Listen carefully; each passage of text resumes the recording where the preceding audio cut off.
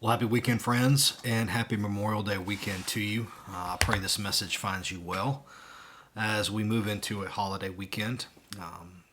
I know several people are traveling, and so please be safe. Return to us in the coming days and weeks ahead. Enjoy your time away and time with family, and just enjoying the beginning of the summer season. I just wanted to check in with you and remind you of a couple things that are happening, some things we want to make sure you're aware of.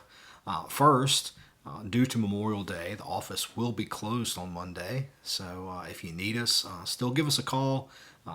It'll go to a voicemail, and we'll get that. Those are always forwarded to us. So if you need us, let us know. But nobody will be in the office on Monday in observance of Memorial Day.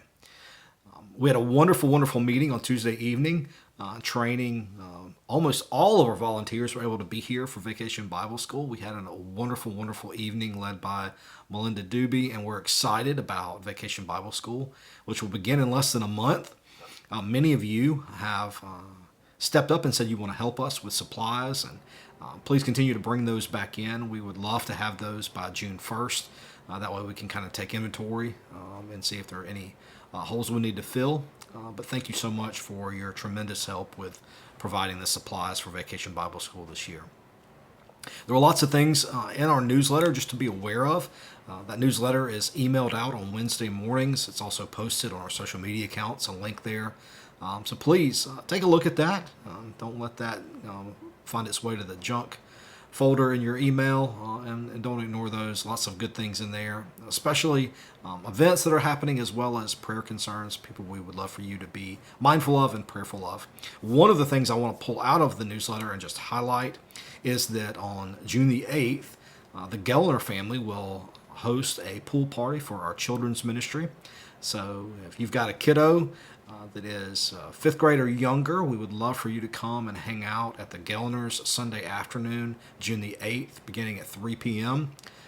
There's more information about that that's going to be sent to you in another email just specific to children's ministry families with the address and such. But we want to make sure that in case we miss you, in case you know someone that maybe we want to add to that email list to come and join us, that you would reach out to us in the office and do so. So that's going to be 3 o'clock, June the 8th at the Gellners, and that address will be sent in a email to those particular families. All right.